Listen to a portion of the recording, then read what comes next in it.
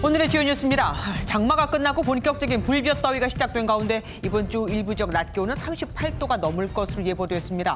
폭염에 맞서 싸우는 방역 요원과 5개 노동자들의 땀방울을 MBN이 카메라에 담았습니다. 부대원 82%가 확진된 청해 부대 장병들이 조금 전 귀국해 병원과 생활치료시설로 가고 있습니다. 서 국방부 장관은 대국민 사과를 했고 문재인 대통령은 안이하게 대처했다는 지적을 면하기 어렵다며 군을 질책했습니다.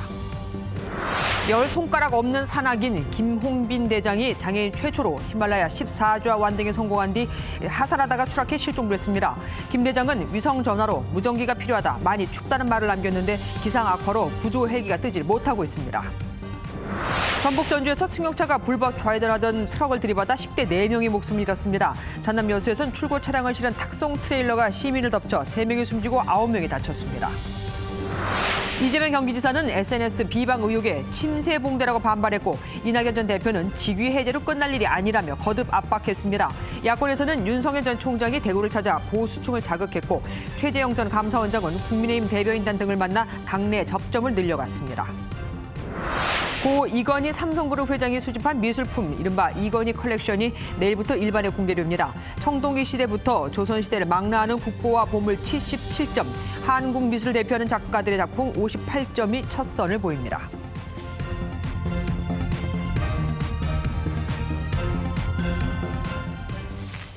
왔던 게 맞나 싶은 장마가 끝나고 본격적인 여름 폭염이 시작됐습니다. 이번 주에는 낮 기온이 38도까지 올라가고 열대야가 지속되는 등 연일 폭염이 계속될 것으로 보입니다. 먼저 강영호 기자가 보도합니다. 서울 도심의 번화가, 자결하는 태양 속에 폭염의 기세가 매섭습니다. 강한 햇볕에 얼굴 들기가 쉽지 않고 손풍기와 부채는 무용지물입니다. 너무 더워서 지금 점심시간인데 주스 사 먹고 돌아가고 있거든요. 빨리 들어가고 싶어요. 장마가 끝나고 본격적인 더위가 찾아왔습니다. 본격적인 폭염의 시작 속에 전국의 한낮 기온은 33도 이상을 기록했는데요. 중부지방의 경우 높은 습도까지 더해지며 연일 폭염 경보가 이어지고 있습니다.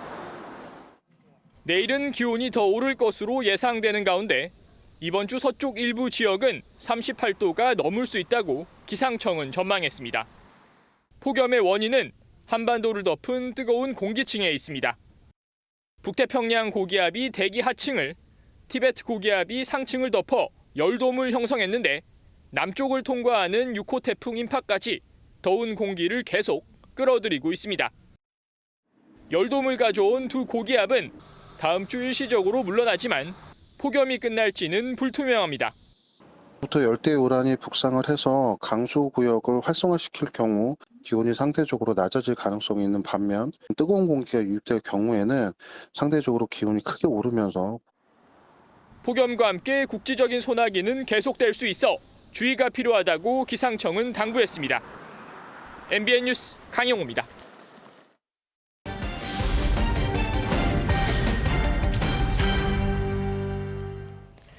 이렇게 본격적인 폭염이 시작됐지만 폭염을 피하는 게 아니라 그냥 견뎌야 하는 이들이 있습니다.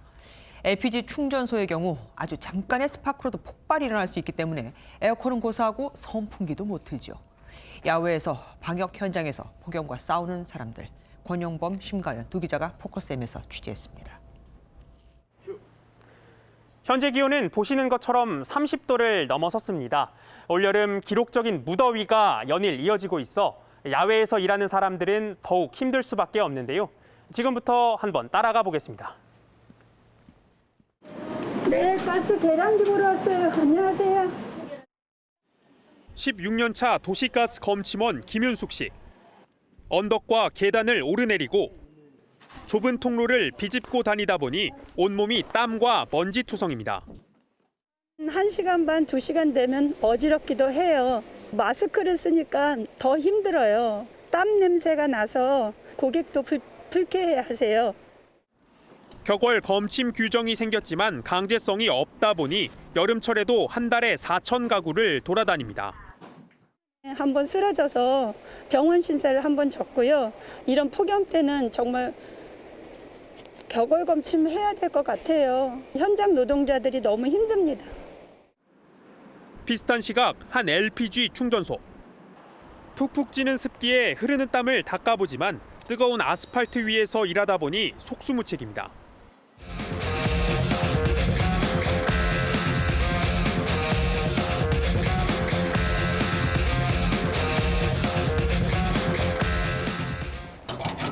제가 직접 일을 해봤는데요. 불과 몇 분 만에 지금 온몸에 땀이 날 정도로 덥습니다.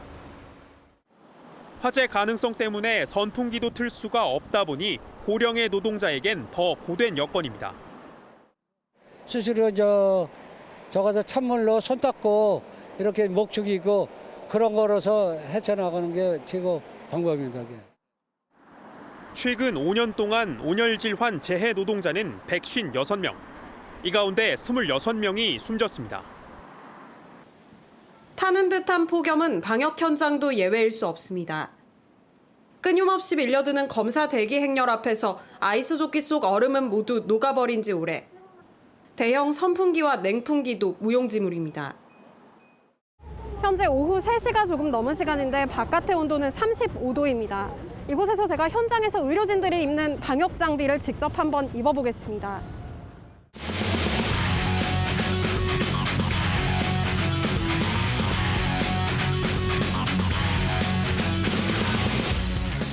제가 방호복을 입고 30분 정도의 시간이 흘렀습니다. 온몸에 땀이 비오듯 하는데요. 이 방호복 속에 넣어뒀던 얼음컵의 얼음은 모두 녹아버렸습니다. 여기에 페이스 실드에 마스크까지 이중으로 덮여 있어 제대로 숨을 쉬기조차 힘듭니다. 더위가 가장 힘들고요. 라텍스 장갑을 끼고 있는데 벗으면은 굉장히 이제 땀이 바로 흥건할 정도로 그런 게 힘들고 습진 증상도 있고 뭐 등에도 처음에는 물을 갖다 놓더니 요즘은 예산 없다고 물도 안 갖다 놓고 해갖고 숨 막혀요. 4차 대유행 속의 역대급 폭염까지 하루하루 폭염과 사투를 벌이는 이웃들에 대한 세심한 배려가 필요한 때입니다. 포커스M이었습니다. 탑승한 승조원 301명 중 247명이 집단 감염된 청해부대 문무대왕함 장병 전원이 조금 전 군 수송기를 통해 성남 서울공항에 도착했습니다. 당장 산소 호흡기가 필요한 장병들도 모두 다 같이 왔죠. 현장에 나가 있는 취재기자 연결해 보겠습니다. 이상훈 기자, 다들 안전하게 온 거죠? 네, 청해부대 34진 문무대왕함 승조원을 태운 군 수송기가 조금 전인 오후 5시 30분경 이곳 성남 서울공항에 도착했습니다. 첫 번째 수송기가 도착한 지 약 50분 만인 오후 6시 20분경 두 번째 수송기도 도착했습니다. 아프리카 아덴만 해역에 파병됐던 청해부대 34진은 애초 오는 10월 귀국할 계획이었지만 코로나 집단 감염 사태로 조기 귀국한 겁니다. 장병들은 어제 함정이 정박해 있는 아프리카 해역에서 공군 다목적 수송기 2대에 나눠 탑승해 귀국길에 올랐습니다. 수송기 내부는 출발 전 감염병 예방과 방역 작업을 마쳤고 현지 병원에 입원했던 16명도 모두 군 수송기에 탑승했습니다. 우리 장병들 앞으로 치료 계획은 어떻게 되는 겁니까? 네, 오늘 도착한 장병들은 앞으로 치료를 받기 위해 분산 입소합니다. 현재 중등도 이상으로 포함된 3명을 포함해서 병원 치료가 필요한 장병은 모두 14명으로 집계됐습니다. 이들은 이 대전병원 10명, 국군 수도병원 4명으로 분산돼 치료를 받습니다. 나머지 287명은 생활치료센터에서 치료를 받습니다. 확진 판정을 받지 않은 54명 중 50명은 음성 판정을 받았고 4명은 판정 불가 상황인데요. 이 54명도 모두 치료시설로 들어가 재검사를 받고 재검사 결과에 따라 추가적인 의료 조치를 진행합니다. 지금까지 성남 서울공원 앞에서 MBN 뉴스 이상은입니다. 문재인 대통령은 청해부대 집단 감염 사태에 우리 군이 안이하게 대처했다는 지적을 면하기 어렵다며 우회적으로 질책했습니다. 총리와 국방장관은 직접 사과를 했는데 대통령은 사과가 아닌 질책을 한 거죠. 야당은 군 통수권자는 바로 대통령이 아니냐, 또 남 탓인 거냐며 국정조사를 요구했습니다. 조창훈 기자입니다. 문재인 대통령이 청해부대 코로나19 집단 감염 사태와 관련한 국방부의 대응을 질책했습니다. 우리 군이 나름대로 대응했지만 국민의 눈에는 부족하고 안이하게 대처했다는 지적을 면하기 어렵습니다. 비판을 겸허히 받아들여 치료 등 조치에 만전을 기해달라고도 당부했습니다. 대신 김부겸 국무총리와 서욱 국방장관은 잇따라 고개를 숙였습니다. 국방부 장관으로서 무거운 책임을 통감하며 청해부대 장병 및 가족 여러분과 국민 여러분께 깊은 사과의 말씀을 드립니다.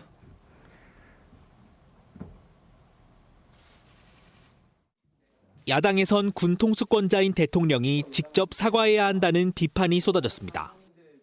직접 기자회견을 하면서 총체적 방역 실패에 대하여 정중하게 대국민 사과를 하는 것이 당연한 도리입니다. 국민의힘 소속 국방위원들은 군 지휘부 문책과 진상규명을 위한 국정조사를 요구했습니다. 왜 백신이 전달되지 않았는지, 국방부와 질병관리청 중 누가 거짓말을 했는지, 청해부대가 왜 나라 없는 부대처럼 방치가 됐는지 낱낱이 밝혀내겠습니다. 정의당 역시 군에 대한 시민들의 신뢰가 바닥이라며 분명한 원인 진단과 서욱 국방장관의 경지를 촉구했습니다. MBN 뉴스 조창훈입니다. 청해부대 귀환 작전은 순조롭게 진행됐지만 어떻게 문무대왕함이 코로나19 바이러스에 뚫린 건지, 그 안에서 도대체 무슨 일이 벌어졌었던 건지 앞으로 짚어봐야 할 문제들이 많습니다. 문무대왕함은 생화학 공격에도 견디게 돼 있거든요. 정치부 조경진 기자와 알아보겠습니다. 어서 오십시오. 정말 사상 초유의 일이 벌어졌습니다. 네. 코로나19 감염이 어디서 발생을 했고, 그러니까 어디서 옮겨왔고 이게 또 퍼지게 된 건지 조사가 나왔습니까? 아직 구체적인 조사 결과는 나오지는 않았습니다. 올해 초 아프리카 아덴만 해역에 파병된 문무대왕함은 지난달 28일부터 7월 1일까지 3박 4일 동안 식료품 등 적재를 위해서 아프리카 인접국가 기항지에 체류했습니다. 네. 이 기항지에서 출항한 다음 날인 7월 2일 승조원 1명이 감기 증세를 호소했고 10일에는 감기 증상자가 40여 명에 달했습니다. 이 항구에서 현지인과 접촉을 했거나 아니면 군수품을 통해서 코로나19 바이러스가 유입됐을 가능성이 있습니다. 잠깐만요. 그때 그러니까 외부인을 만났다는 거잖아요. 그렇죠. 그러면은 승조원들이 방호복을 착용하지 않고 있었습니까? 당시 물자 하역 작업의 대부분은 크레인 같은 기계를 통해서 이루어졌는데요. 함정 밖에 나간 승조원 소수 모두 전원 이 방호복을 입은 상태였다고 합니다. 이 군 관계자에 따르면 첫 증상을 보인 환자는 식료품을 담당하는 조리병이었기 때문에 이 식자재 반입 과정에서 감염 가능성이 제기됩니다. 또 이 문무대왕함은 외부의 생화학 공격이나 핵 공격도 침입 못하는 밀폐 격벽인데 대신에 이 내부 환기구가 전부 이어져 있기 때문에 이 바이러스가 실내 대기 중으로 전파됐을 가능성이 있습니다. 그러니까 한번 뚫리면 그다음에는 속수무책인 구조인 거네요. 네. 장병들이 타이레놀 2알로 견뎠다는 말도 있던데 이건 무슨 얘기입니까? 이 말씀드린 것처럼 7월 초부터 함대 안 곳곳에서 열이 40도까지 오르는 장병들이 속출하기 시작했는데 네. 이 군 지휘부는 타이레놀 2알을 주면서 먹고 버티라고 한 것으로 알려졌습니다. 근데 이게 발열뿐 아니라 미각과 후각을 잃는 증상도 있었는데 코로나19라고 생각을 안 한 것인지 못한 것인지 이 대처가 고작 타이레놀 2알이었다는 겁니다. 예전 군대에서 왜 그런 말이 있었잖아요. 어디가 아프든 빨간 약 하나로 견뎠다. 어떻게 보면 지금도 뭐 변한 게 없는 겁니다. 문무대왕함에 자식이나 남편을 보낸 가족들 걱정이 많으시겠습니다. 네, 이 청해부대 관련 인터넷 카페에는요. 국가를 믿고서 뭐 아들이나 남편을 맡긴 가족들의 이 타들어가는 심정이 절절히 담겨 있는데요. 일부 좀 발췌했습니다. 네. 하루 종일 눈물이 나고 안달이 나고 아무것도 할 수 있는 게 없다. 감정을 억눌러 보지만 어쩔 수 없이 눈물을 보였다. 또 이 아픈 몸으로 마지막 임무 완수를 위해 끝까지 최선을 다할 것을 생각하니 먹먹하다는 이런 내용부터요. 예. 이 아빠의 상황을 알지 못하는 어린 자녀가 아빠가 해적과 싸우고 안전하게 돌아오는 모습을 그린 그림도 있었습니다. 그런데 이런 상황에서 국방부하고 질병청이 백신 책임 문제를 두고 내탓 공방을 벌였다고 하던데요. 네, 결론이 났는데 어젯밤에 국방부와 질병청이 하나의 입장을 내놓으면서 일단락이 된 겁니다. 입장문을 좀 보여드릴게요. 국방부와 질병청이 지난 2월에서 3월에 해외 파병부대 등에 대한 예방접종 관련 구두 협의는 했는데 이 청해부대를 특정해 협의한 것은 아니라고 밝혔습니다. 예. 결론은 청해부대가 5개월 동안 소위 노백신 상태였고 청해부대 백신 접종에 대한 세부적인 논의 자체가 없었다는 것을 양측이 모두 인정한 겁니다. 하지만 한빛부대나 아크부대는 접종을 했잖아요. 똑같은 파병부대 아닙니까? 이 한빛부대나 아크부대, 여기는요 유엔 및 주둔국과의 적극적인 군사 외교를 통해서 이 현지에서 예방접종을 시행했다는 게 국방부 설명입니다.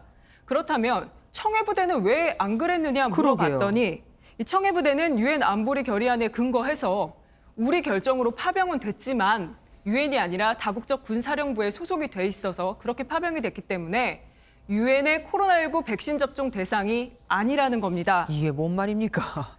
여러 논란이 계속 나오고 제2, 제3의 청해부대 사태 발생 우려까지 나오자 이에 대한 답변도 내놨습니다. 현재는 이제 파병 전에 접종을 실시하고 있고 기파병 중인 장병은 이제 대부분 그 청해부대를 제외하고는 접종이 완료된 상황이기 때문에 앞으로 백신 필요 상황을 우선순위와 절차에 따라서 검토하고 군 당국과 협의하겠다는 설명도 덧붙였습니다. 서욱 국방부 장관이 작년 9월에 취임해서 지금까지 고개를 숙인 게 6번째죠. 지금까지 조경진 기자와 함께했습니다. 고맙습니다. 신규 확진자가 1,000명 이상을 기록하며 2주째 1,000명대를 이어가고 있습니다. 수도권 4단계를 시행한 지 일주일이 지났지만 효과는 나타나지 않고 있는 겁니다. 거리두기 4단계 연장을 해야 할까요? 강재묵 기자가 보도합니다. 코로나19 신규 확진자는 1,278명으로 2주째 1,000명대를 보이고 있습니다. 비수도권 비중도 4흘 연속 30%대를 보이며 풍선 효과도 계속되고 있습니다. 3차 대유행 당시 2.7%까지 치솟은 치명률은 지난달 0.24%로 하락했지만 60세 미만의 위중증 환자 수와 사망자는 2배 이상으로 늘었습니다. 확산세가 이어지고 있지만 당국은 주중반 거리두기 효과가 나타날 것으로 예상하고 있습니다.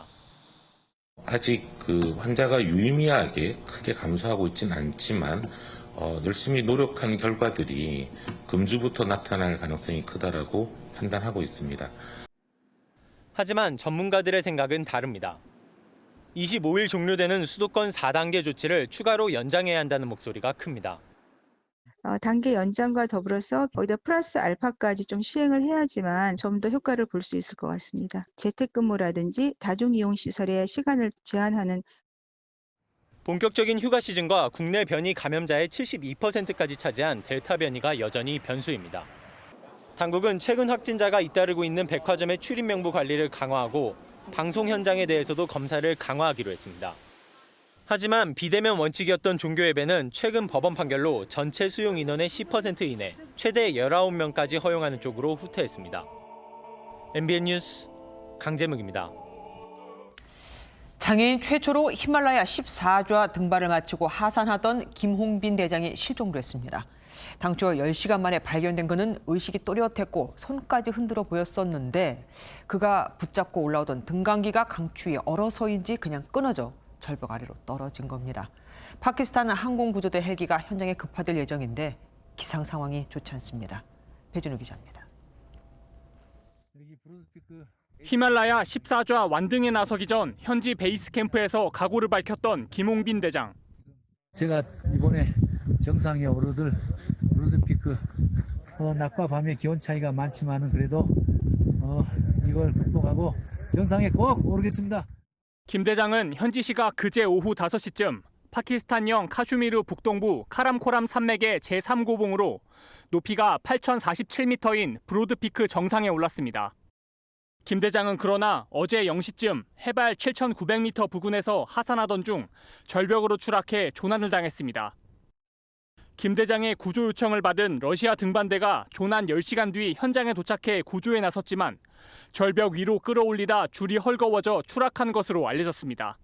अमेरिकन भी क्लाइंट मिल गया, रशियन भी मिल गया और हमारे साथ 3 हाई एल्टीट्यूड पोर्टर भी थे, तो सब वापस जाके 7,800-900 मीटर की बुलंदी से उसको पाया था, लेकिन बदकिस्मती से उसका फिर दोबारा 외교부는 파키스탄과 중국 정부에 수색 헬기를 요청하고 담당 영사를 현장에 급파해 대응에 나섰습니다. 파키스탄 측으로부터 기상 여건이 허락하는 대로 곧 이륙할 예정이다라고 하는 등 파키스탄과 중국 양국으로부터 적극적인 협조 용의를 확보하기도. 현지 취재 결과 구름 등으로 기상 상황이 좋지 않아 파키스탄 측에서 헬기 투입에 어려움을 겪고 있는 것으로 파악됐습니다. MBN 뉴스 배준우입니다. 김홍빈 대장은 10손가락이 없는 상태에서도 히말라야 8,000m급 14좌를 등반해냈습니다. 코로나로 지친 국민에게 희망을 주고 싶다는 불굴의 산악인 김홍빈 대장을 조희루 기자가 알아봤습니다. 김홍빈 대장은 28살의 나이로 북미 최고봉인 맥킨리 단독 등반 도중 조난을 당해 심각한 동상으로 10손가락 모두를 잃었습니다. 좌절도 잠시, 김 대장은 등산뿐 아니라 스키와 사이클에도 도전하며 장애를 극복해냈습니다. 동시에 산을 향한 도전도 이어갔습니다. 2007년 에베레스트, 2012년 K2, 손가락이 없어 손바닥으로 줄을 눌러가며 산을 타면서도 히말라야 14좌를 하나씩 정복해 나갔습니다. 2015년 네팔 대지진 참사를 겪는 와중에도 대원들을 먼저 챙겼습니다. 베이스 캠프 이제 사고 났을 때 자기도 힘들고 그러지만 그 손이 없는 상태에서 그렇게 곧 죽어가는 사람들을 옷을 벗어 지혈을 하고 그리고 마침내 이뤄낸 14좌 완등. 국내 산악인 6명을 포함 전 세계 43명이 앞서 등반에 성공했지만 10손가락이 없는 장애인 산악인으로서는 최초입니다. 코로나로 힘든 시기 국민에게 용기와 희망을 주고 싶다는 그의 바람대로 다시 한번 기적이 일어나길 모두가 소망하고 있습니다. 촛불을 켜고 있을 것 같아요. 마음의 촛불. 내가 반드시 여기서 살아가서 대한민국의 국민들한테 희망을 쏘아 올리겠다는 그런 강인한 믿음을 지금 아마 갖고 계실 거예요. 저는 그걸 믿습니다. MBN 뉴스 조희로입니다. 김홍빈 대장은 이번 원정을 앞두고 열린 출정식에서 그 어느 때보다 환하게 웃으며 기대에 차 있었습니다. 많은 이들이 김 대장이 그때처럼 건강한 모습으로 돌아오길 간절하게 바라고 있습니다. 강세영 기자입니다. 지난 6월 광주에서 열린 브로드피크 원정대 발대식. 히말라야 등반을 앞둔 김홍빈 대장은 기대에 부푼 모습이었습니다. 갈 수 있다는 것에 대해서 굉장히 기쁩니다. 저희가 6월 10일 날 출국을 하려고 했습니다만 많은 응원을 받으며 정상에 올랐지만 하루가 지나지 않아 김 대장의 실종 사실이 알려졌습니다. 안타까운 소식이 들리자 김 대장이 무사히 돌아오길 바라는 목소리가 이어졌습니다. 잘 아는 건 네팔에 셰파를 같이 가려고 그러는데 그것도 입국을 안 시켰고 아주 어려운 상황에서 올라갔는데 다 똑같은 마음이죠. 평연하고 그의 안전을 잘 있는 걸로 기원하고. 문재인 대통령은 SNS에 무사귀환 소식을 기다리고 있겠다며 김 대장의 안전을 빌어달라고 밝혔습니다. 광주시는 사고 수습 대책위를 꾸려 구조 지원에 나섰습니다. 삶 자체가 인간 승리의 역사였던 김홍빈 대장에게 불가능은 없습니다. 이번에도 모진 역경 이겨내고 반드시 살아 돌아오시길. 누리꾼들도 김 대장의 SNS를 방문해 건강한 모습으로 돌아와 달라며 무사귀환을 염원하는 마음을 적었습니다.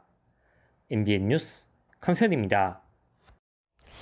새벽에 전북 전주에서 승용차가 불법 좌회전하던 14톤 화물차를 들이받았습니다. 승용차에는 10대 5명이 타고 있었는데 운전자를 포함해 4명이 숨졌습니다. 강세훈 기자입니다. 대형 화물차가 편도 3차로 도로에서 중앙선을 넘어 좌회전합니다. 잠시 뒤 승용차 한 대가 달려오더니 화물차 뒤편을 들이받습니다. 승용차에는 10대 남성 4명과 여성 1명이 타고 있었습니다. 구급대원이 5명 모두 병원으로 이송했지만 운전자를 포함해 4명이 숨졌습니다. 교수석에 탔던 부분만 심정지가 아니었고 나머지들은 이미 심정지가 다 됐어요. 사고 당시 충격이 얼마나 컸는지 승용차는 형체를 알아볼 수 없습니다.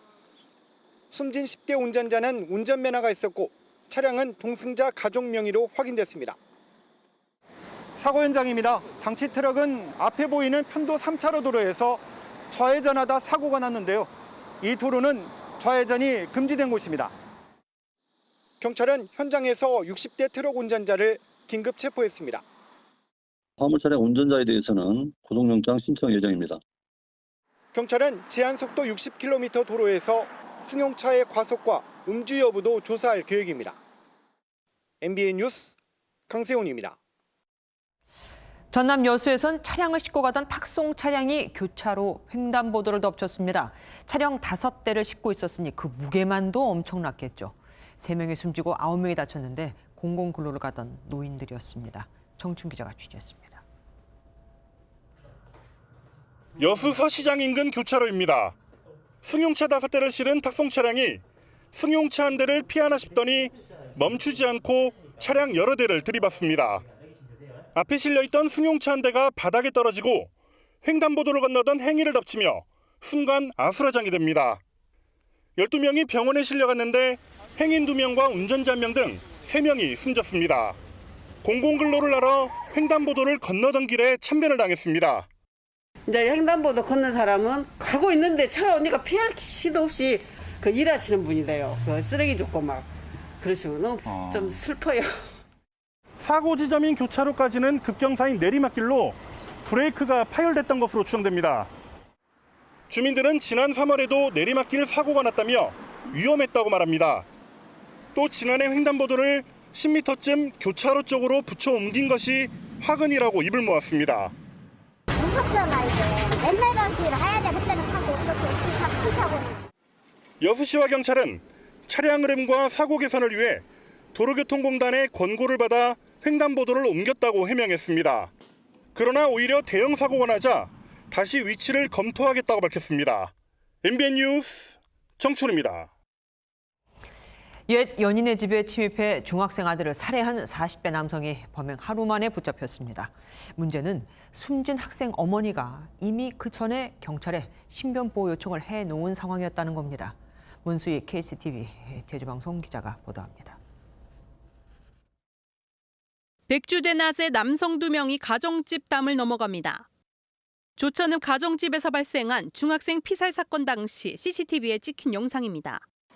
사건 발생 후 공범이 붙잡혔고 달아났던 주범도 범행 하루 만에 붙잡혔습니다. 제주시 조천읍의 한 가정집에 침입해 혼자 있던 16살 A군을 살해한 혐의로 체포된 48살 백모 씨입니다. 살해 혐의 인정하십니까? 고백 동기 말씀해 주세요. 유족에게 하실 말씀 없으세요? 죄송합니다. 경찰은 백 씨가 과거 연인이었던 피해자의 어머니에게 분노를 느껴 이번 범행을 저지른 것으로 보고 정확한 범행 동기 등을 집중 추궁하고 있습니다.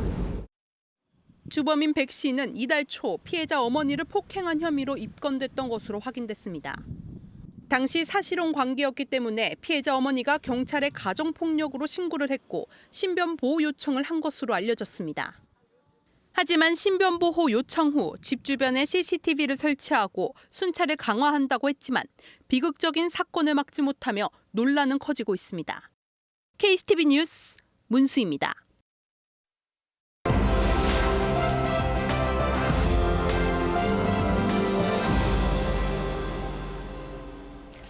키워드를 살펴보는 화제의 뉴스, 빅뉴스 시간입니다. 오늘은 유호정 기자와 함께하겠습니다. 어서 오십시오.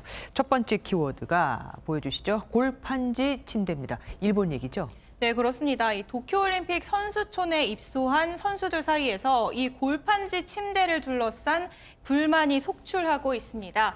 바로 이 침대인데요.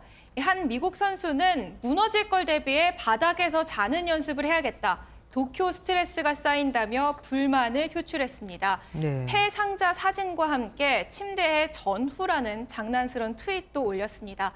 일부 선수들은 이 침대를 두고 성관계 방지 침대라는 이름도 붙였는데요. 여러 사람이 같이 눕긴 어렵겠다며 비꼰 겁니다. 방역을 생각한 침대다 뭐 이런 얘기입니까? 네, 주최 측이 밝힌 진짜 목적은 환경입니다. 네, 그러니까 환경을 생각해 재활용할 수 있는 침대를 제작했다며 이 체중 200kg까지 견딜 수 있다고 설명했는데요. 하지만 현지에서도 환경을 생각한 좋은 아이디어다 이런 의견과 또 골판지 타령이냐 창피하다는 의견으로 엇갈립니다. 아, 또라고요? 그럼 그전에도 뭐 이런 일이 있었습니까? 네, 관련한 논란이 계속 있었는데요. 사실 지난해 홍수 피해가 컸던 규슈의 대피소에도 이렇게 골판지 가림막이 등장한 적이 있고요. 예. 또 코로나 이후엔 해외 입국자를 격리하는 나리타 공항 대기소에도 골판지 침대가 등장한 적이 있습니다. 일각에서는 아베 신조 전 총리의 친형이 이 골판지 거래업체 대표라는 사실을 언급하면서 유착 의혹을 제기하고 있습니다. 어쨌든 우리 선수들도 저 골판지 침대를 쓰게 될 거 아닙니까? 뭐 무너지지는 않는 겁니까? 네, 다행히도 이 아일랜드의 한 체조 선수가 한 영상을 올렸는데요. 직접 보시면 선수가 침대 위에서 힘껏 뛰지만 보시는 것처럼 침대는 무너지지 않습니다. 예. 이 올림픽 공식 계정은 반가운 듯 이 글을 공유하면서 오해를 풀어줘서 고맙다고 화답했습니다. 예, 다행입니다. 다음 키워드 보겠습니다. 황금 소변기, 진짜 이런 게 있는 건 아니겠죠? 네, 도쿄올림픽 선수촌에 있습니다. 제가 사진을 준비했는데 네. 이렇게 소변기가 금빛으로 꾸며져 있죠. 현지에서는 진짜 금은 아니지만 세금 낭비 아니냐는 지적이 나왔고 주최 측은 선수들에 대한 응원의 마음을 담은 것이라고 설명했는데요. 하지만 올림픽 정신보다 금메달 경쟁만 부추기는 것 아니냐는 지적은 이어지고 있습니다. 예. 그런데 이번 도쿄올림픽은 아직 시작도 하지 않았는데 벌써부터 곳곳에서 잡음이 들려오고 있습니다. 네, 오늘도 또 새로운 소식이 들려왔는데요. 개막식을 앞두고 오프닝 음악 일부가 취소되는 일도 있었습니다. 예. 이 개막식 음악 감독 중 한 명이 과거 학폭 가해 사실이 드러나면서 물러났기 때문입니다. 이뿐만 아니라 이 코로나 재확산 속에 강행된 올림픽이다 보니 공식 후원사로 2조 원을 쓴 걸로 알려진 도요타 자동차마저 올림픽 광고를 내보내지 않기로 결정했습니다.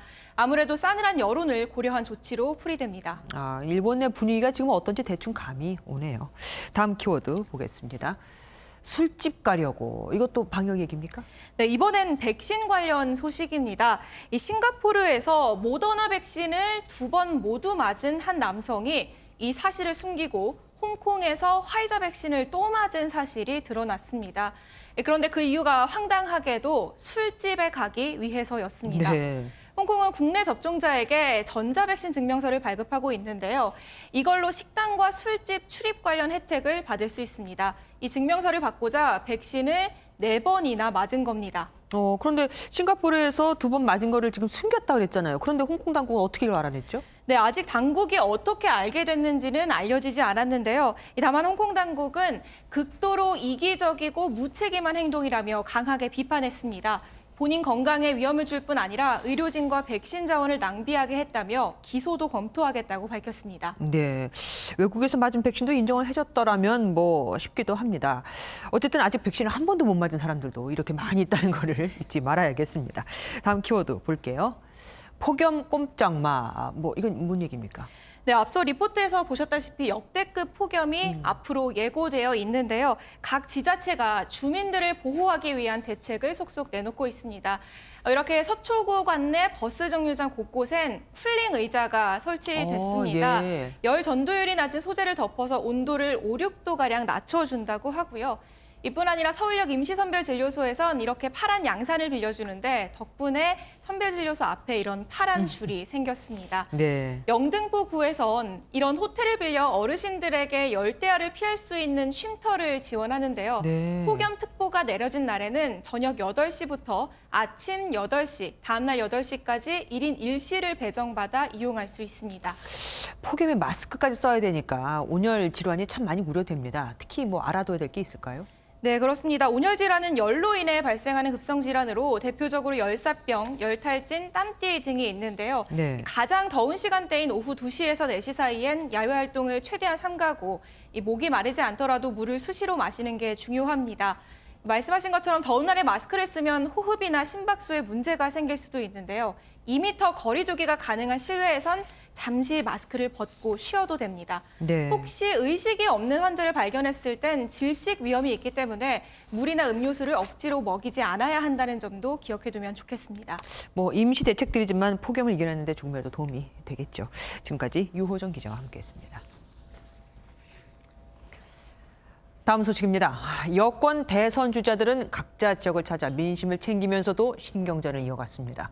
이재명 경기지사는 SNS 비방 의혹에 침소봉대라며 이낙연 전 민주당 대표를 겨냥해 자기 주변부터 돌아봐야 한다고 일침했고, 이낙연 전 대표는 선거법 위반이라며 직위 해제로 끝날 일이 아니라고 거듭 압박했습니다. 백길종 기자입니다. 당 지도부와 함께 삼성전자 화성 캠퍼스를 찾은 이재명 경기지사는 지역 경제에 미치는 삼성전자의 역할을 강조했습니다.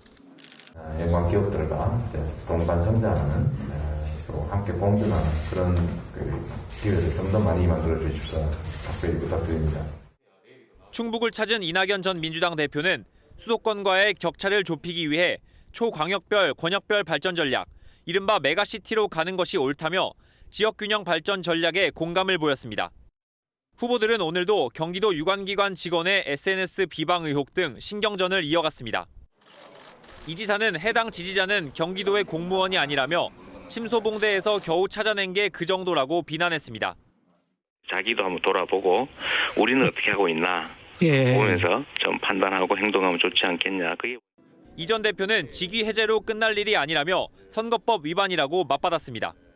선거법을 위반했고 공직자가 해서는 안 되는 일을 했으면 그 법의 문제로 봐야죠. 호남 민심 투어 중인 정세균 전 총리는 이 전 대표와의 차별점을 내세우며 단일화는 없을 것이라고 못 박았습니다. 정치 이전에 저는 경제인이었고 그분은 언론인 아니었습니까? 현재로서는 전혀 가능성이 없는 가설이다라는 점입니다. 상호 비방에 대한 당 선관위의 경고에도 불구하고 여권 후보 간 설전이 계속되면서 지지율 악재로 작용할까 우려하는 목소리가 높습니다. MBN 뉴스 백길종입니다. 야권에서는 윤석열 전 검찰총장이 대구를, 최재형 전 감사원장이 국회를 찾아 각각 보수층과 당내 인사들을 향한 구애에 나섰습니다. 국민의힘 내 또 다른 대권 주자인 원희룡 제주지사는 정치와 행정 경험이 없는 이들은 점차 그 주목도가 떨어질 것이라며 견제했습니다. 노태영 기자입니다. 정치 선언 뒤 처음으로 보수의 심장 대구를 찾은 윤석열 전 검찰총장은 민주운동 기념탑을 찾아 대구는 진보적이라고 치켜세웠습니다. 기득권을 수호하는 그런 식의 보수는 이 지역에 전혀 없습니다.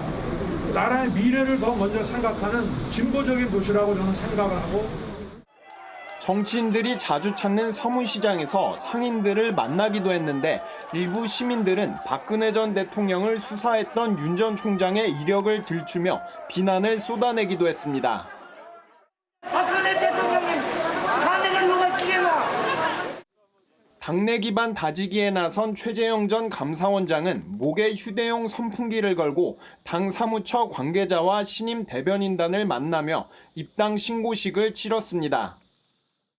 경선 주자 여러분들 중에서 나이는 많지만 국민들이 기대하는 것처럼 새로운 정치의 모습을 보여주는데, 오는 25일 대권 도전 선언을 할 예정인 원희룡 제주지사는 대권은 정치 행정 경험이 필수라며 견제구를 날리기도 했습니다.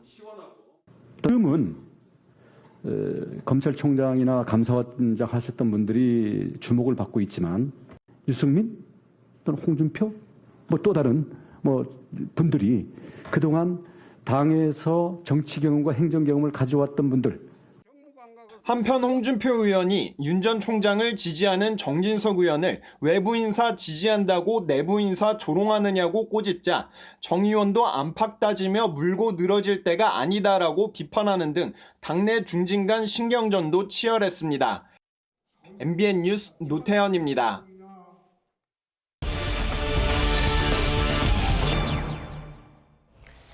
오늘 정치권의 최고 화두는 일주일에 120시간이라도 바짝 일할 수 있어야 한다는 윤석열 전 총장의 발언이었습니다. 하루 종일 시끄러웠는데요. 정치부 이수아 기자와 얘기 나눠보도록 하겠습니다. 어서 오십시오. 네. 먼저 윤 전 총장의 발언부터 정확하게 좀 살펴봐야겠습니다. 네, 이게 매일경제신문과 인터뷰에서 나온 발언인데요. 윤 전 총장은 문재인 정부가 추진한 주 52시간제에 대해서 일자리 증가에 보탬이 되지 못했다고 지적했습니다. 그러면서 일주일에 120시간이라도 바짝 일하고 마음껏 쉬는 게 낫다며 기업과 근로자가 합의한다면 노동시간을 유연하게 사용해야 한다고 강조한 겁니다. 여권이 가만히 있지 않았겠네요. 네, 강병원 최고위원은 SNS에 타임머신을 타고 쌍팔년도에서 왔냐면서 노동을 바라보는 퇴행적인 인식이라고 비판했고요. 김영배 최고위원도 영국 산업혁명 시대에도 주 90시간, 아우슈비츠 수용소도 주 98시간 노동을 했다면서 어처구니가 없다고 지적했습니다. 이낙연 전 대표도 한마디 했는데요. 일주일 내내 잠 없이 5일을 일해야 120시간이 된다면서 말을 하기 전에 생각을 다듬어달라고 일침을 놨습니다. 윤 전 총장 가만히 있었습니까? 네, 대구를 방문 중이잖아요. 윤 전 총장은 여권의 왜곡이라고 강하게 반박했습니다. 그저 왜곡을 자꾸 하는 모양인데요. 그건 일고의 가치도 없는 얘기고요. 합의의 형식을 빌리는 것이 아니라 근로자들 스스로도 이렇게 하는 것이 우리에게 유리하겠다 해서. 스타트 스타트업 등 기업의 특성에 따라서 근로시간을 유연하게 하자는 의미였다고 말했습니다. 여권 지도부에서 너무 싸움이 심해지니까 일부러 손을 댄 것 같은데 경고를 했음에도 불구하고 이재명 경기지사의 그 이른바 SNS 봉사팀 논란이 계속되고 있습니다. 네, 경기도 교통연수원 사무처장인 진모 씨가 운영한 텔레그램 방이 계속 입방아에 오르내리고 있는데요. 진 씨는 이재명 SNS 봉사팀이란 이름의 단톡방에서 이 전 대표를 기레기, 친일이라고 비방한 것으로 알려졌죠. 어제 한 방송사 인터뷰에서 이 지사는 진 씨를 전혀 모른다면서 직위 해제 처분을 내렸다고 밝혔는데요. 이낙연 전 대표 측은 오늘 정말 이 지사가 몰랐다면 경기도에 도정농단 세력이 있다는 뜻이라고 받아쳤습니다. 그 진 씨라는 분이 어떤 사람이길래 이낙연 대표가 이 지사가 모르는 게 말이 안 된다고 주장을 하는 겁니까? 네, 진 씨는 이전 성남시 산하 성남FC에 근무한 이력이 있습니다. 2018년 경기도지사 캠프에서는 SNS 팀장을 맡기도 했고요. 또 SNS상에 이재명 지사가 진 씨와 같이 찍은 사진 등 증거 자료가 돌아다니고 있는데 이래도 모를 수 있냐면서 실체적 진실을 밝혀야 한다고 주장했습니다. 이재명 지사는 뭐라 그럽니까? 경기도 교통연수원은 사단 법인이라서 진 씨는 공무원이 아닌 민간인이고 따라서 진 씨의 선거 운동 또한 불법이 아니라면서 이 전 대표 측의 가짜뉴스 공세를 중단하라고 촉구했습니다. 국민의힘 소식도 좀 볼게요. 이준석 대표가 다시 곤란의 상황에 놓였다고 하던데 왜 그렇습니까? 이 내년 지방선거를 앞두고 공천 심사를 할 때 이 공정성을 위해서 자격 시험을 보겠다는 게 이 대표의 전당대회 공약이었잖아요. 이 TF를 꾸리려고 했는데 최고위원들의 반발이 만만치 않았다고 합니다. 4명의 최고위원은 다 반대 의사였습니다. 그런 거 예컨대 운전면허 시험 보듯이 또는 대학 가려면 수능 시험 보듯이 말이죠. 일제 고사를 보는 것은 타당하지 않다고 해서. 그러면은 결국 시험을 못 치르게 된 겁니까? 일단 TF는 1시간 정도 진통 끝에 출범했습니다. 다만 애초 공직 후보자 자격 시험 TF라는 이름에서 공직 후보자 역량 강화 TF로 이름이 바뀌면서 시험이란 단어가 쏙 빠졌는데요. 반발에 부딪힌 이 대표가 일단 한 걸음 물러난 것으로 보입니다. 결국 시험을 치를지 치르지 않을지는 끝까지 당내 상황을 지켜봐야 될 것 같습니다. 어쨌든 한 발씩 양보했지만 엑셀이나 워드 능력 같은 것도 시험을 보겠다고 했었잖아요. 어떻게 될지 굉장히 궁금합니다. 지금까지 이수아 기자와 함께했습니다. 폭염이 본격화되면서 전력 수급 우려가 나오자 여야는 탈원전 정책을 두고 또다시 공방을 벌였습니다. 공기업은 전력 피크 타임에 에어컨을 30분씩 끄라는 요청까지 받고 있으니까요. 더불어민주당은 탈원전과 전력 수급은 관계가 없다고 했지만 국민의힘은 탈원전 정책이 문제의 시작이라고 맞섰습니다. 신재호 기자입니다. 폭염에 따른 전력 수급 문제가 여야 공방으로 번졌습니다. 국민의힘은 블랙아웃에 대한 국민들의 불안감이 높아지고 있다고 지적하며 수급에 문제가 생긴다면 근본적인 원인은 정부의 탈원전 정책이라고 날을 세웠습니다. 전력 비상사태의 근본적인 원인은 바로 문재인 정부의 무리한 탈원전 정책 때문입니다. 더불어민주당은 야당의 주장은 가짜뉴스라고 반박했습니다. 원전을 단계적으로 감축하기 위한 정책이 현재 전력에 영향을 미친다는 것 자체가 어불성설이란 겁니다.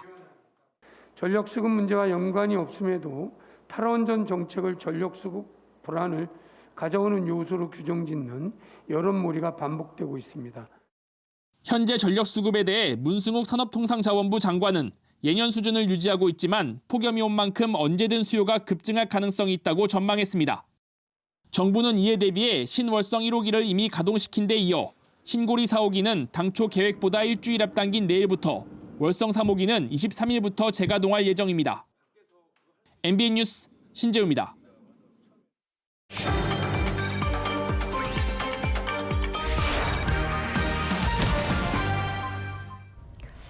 성범죄 피해자와 가해자가 같은 건물에서 여전히 같이 살고 있다. 어떨까요? 법적으로는 강제 분리할 방법이 없습니다.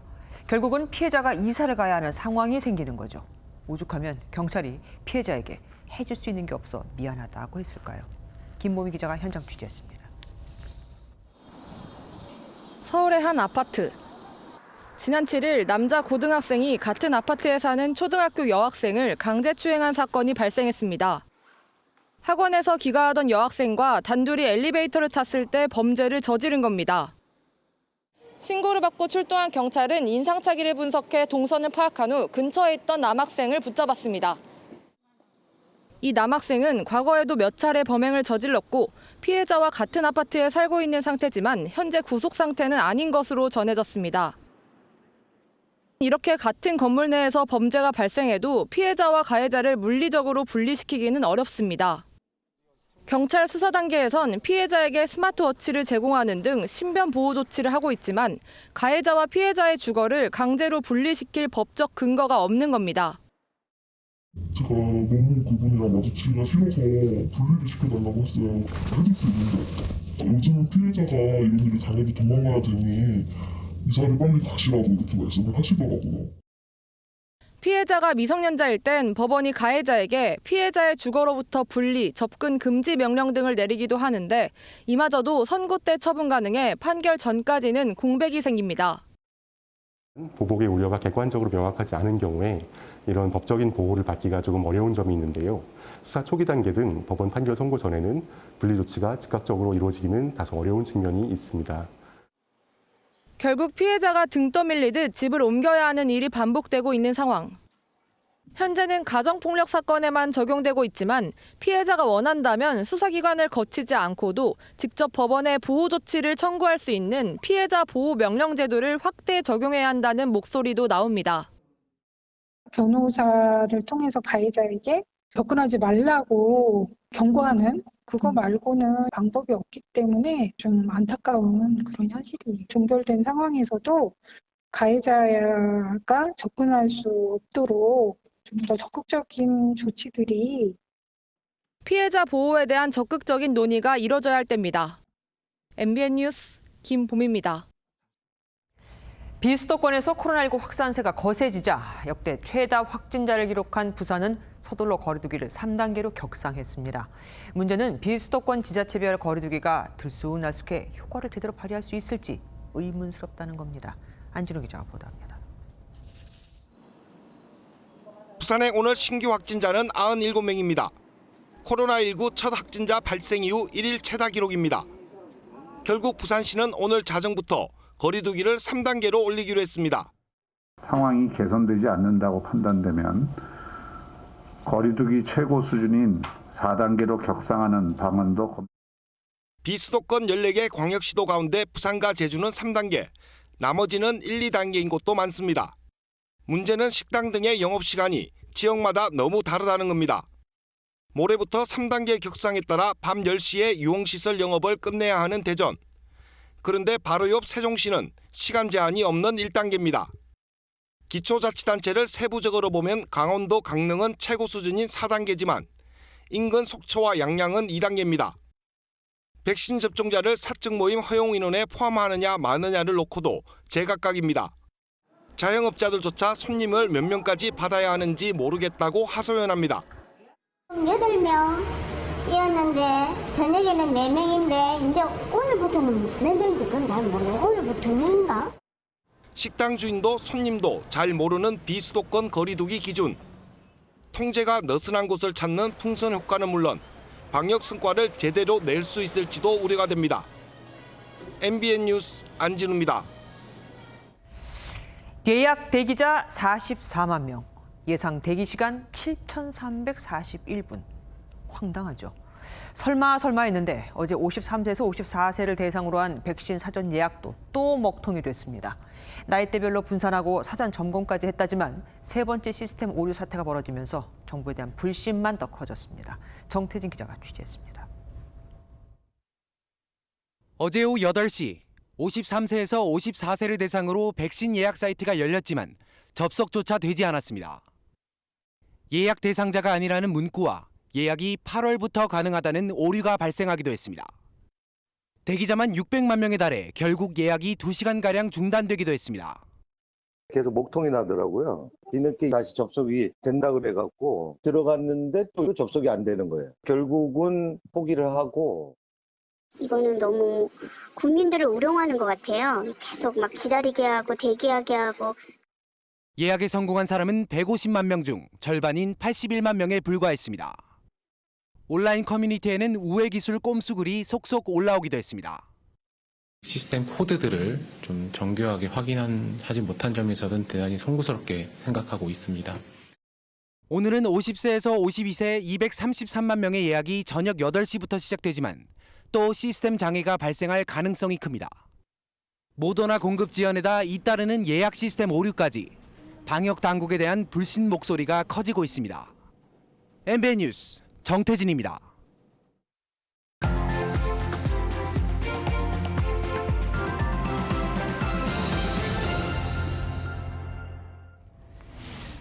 영화 라이언 일병 구하기에서 총상을 입은 밀러 대위는 숨지기 직전 라이언 일병에게 이런 말을 남깁니다. Earn this. Earn it. 실화를 바탕으로 한 이 영화는 2차 세계대전 당시 참전한 4형제 중 3형제가 전사하자 막내라도 가족의 품으로 돌려보내야 한다며 미 국방부가 내린 구출 작전을 다뤘습니다. 우리는 어떨까요? 오늘 아프리카 해역에 파병 중인 청해부대 34진 문무대왕함 장병들이 군용기에 실려 귀국했습니다. 승조원 301명 중 82%가 코로나 바이러스에 감염된 최악의 집단 감염을 겪고 나서요. 밀폐된 함정이라는 특수성 때문에 백신 접종이 최우선 순위였어야 할 것만 어쩌다 이런 사태가 빚어졌을까요? 군 당국은 먼 바다에서 작전을 수행하는 만큼 백신 접종 뒤 이상 반응이 나타나면 대처가 힘들고 백신 보관을 위한 초저온 냉동고가 함정에 없어서 접종하지 못했다고 합니다. 하지만 청해부대가 달이나 화성으로 간 것도 아니고 백신 300개를 냉동 보관 박스에 담아서 군용기에 실어 보내 바로 맞췄으면 되지 않을까요? 그리고 문무대왕함은 식자재 공급 등을 위해서 며칠씩 인근 항구에 정박합니다. 그럼 이때 백신 접종과 사후 관리도 가능했었을 겁니다. 한국군 사상 첫 전투함 파병 부대인 청해부대는 2011년 해적에게 피랍된 선박을 아덴만 여명 작전으로 구출해낸 바 있습니다. 그런 청해부대원들이 군 지휘부 때문에 임무도 완수하지 못한 채 퇴각하게 된 거죠. 뿐만 아니라 당국은 돌아오는 작전명 오아시스를 홍보하듯이 공개했습니다. 20여 국가의 영공을 통과할 때 교신을 하며 사용해야 할 그 은밀한 작전명을 여기에 생명과 휴식의 의미를 담았다며 자랑하듯이 공개한 겁니다. 클라우제비치는 전쟁론에서 최고의 지휘관은 마찰적 요인이 있는 상황에서 부하들의 사기를 끌어올려 승리하는 역할을 맡아야 한다고 규정했습니다. 5개월 동안 노 백신으로 해상 작전을 하던 청해부대원들의 사기는 어땠을까요? 청해부대원들의 쾌유를 빕니다. 김주아의 그런데 오늘은 군인을 못 지킨 국가였습니다.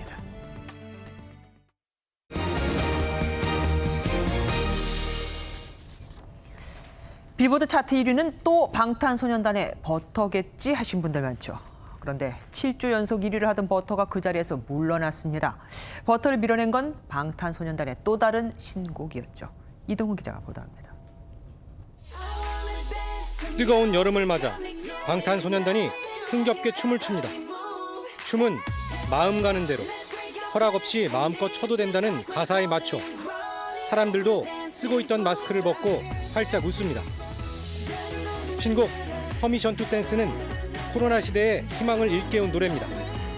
엄지손가락을 편 즐겁다, 두 손가락을 움직이는 춤을 추다 등 국제 수화를 안무에 넣어 의미를 더했습니다. 버터로 7주 연속 빌보드 핫백 1위를 차지한 방탄소년단이 곧바로 퍼미션 투 댄스로 1위에 올랐습니다. 자신의 곡으로 핫백 1위를 이어간 것은 지난 2018년 드레이크 이후 3년 만입니다. 그룹으로는 비틀즈, 보이즈 투맨, 아웃캐스트, 블랙 아이드 피스 이후 5번째입니다. 방탄소년단은 마이클 잭슨 이후 최단 기간인 10개월 2주 만에 5번째 핫백 1위 곡을 탄생시키는 진기록을 세우기도 했습니다. 멤버들도 기쁨을 감추지 못했습니다. 리더 RM은 만감이 교차한다며 언젠가 얼싸안고 못다한 기쁨을 나누면 좋겠다고 말했고, 지민은 큰 사랑과 응원에 다시 한번 진심으로 감사드린다고 말했습니다. 작곡에 참여한 에드 시런도 방탄소년단과 팬들에게 감사하다는 소감을 밝혔습니다. MBN 뉴스 이동훈입니다. 고 이건희 삼성 회장 유족이 국가에 기증한 문화재와 미술 작품 중 주요 작품이 내일부터 일반에 공개됩니다. 청동기부터 근현대까지 교과서에서만 보던 그 작품을 직접 눈으로 볼 수 있습니다. 이상주 기자입니다. 거친 선묘와 소의 역동적 자세는 한민족의 모습을 반영한 민족적 표상입니다. 형태의 윤곽을 선으로 먼저 그리고 안을 색으로 채우는 구룩법으로 표현한 흰소는 살아 움직일 듯 감탄을 자아냅니다. 장맛비로 물기를 머금은 산은 평소보다 더욱 묵직하고 산 아래 낮게 깔린 구름과 진한 먹물의 수묵을 옆으로 길게 배치해 시야를 가득 채웁니다. 겸재 정선의 작품 중에서도 최고 걸작으로 꼽히는 인왕제색도는 이처럼 관람객을 한순간 화면 속에 가둬버립니다. 76세의 노 대가는 인왕산의 곳곳을 아주 그 세부 요소들을 잘 표현을 했습니다. 자신의 경험을 시간적으로 다시 다 재구성한 금가루를 악교에 개어 병풍처럼 펼쳐볼 수 있게 만든 불경과 6세기 청동에 금을 입힌 붓상은 작은 크기에 담긴 섬세함으로 눈을 떼지 못하게 만듭니다. 색면으로 분할된 파스텔 색조 배경에 사슴, 여인 등을 단순한 형태로 그려넣은 김한기의 대표작 등 20세기 초 한국 미술을 이끌던 작가 34명의 작품 58점도 세상에 나왔습니다. 이번 전시는 기증작품 2만 3천여 점 가운데 135점이며 관람 신청은 온라인 예약만 가능합니다. MBN 뉴스 이상주입니다. 올해 장마는 짧고 굵게 지나갔습니다. 기상청에 따르면 이번 장마는 어제부로 끝난 것으로 분석됐는데요. 장마가 지나고 강한 폭염이 시작됐습니다.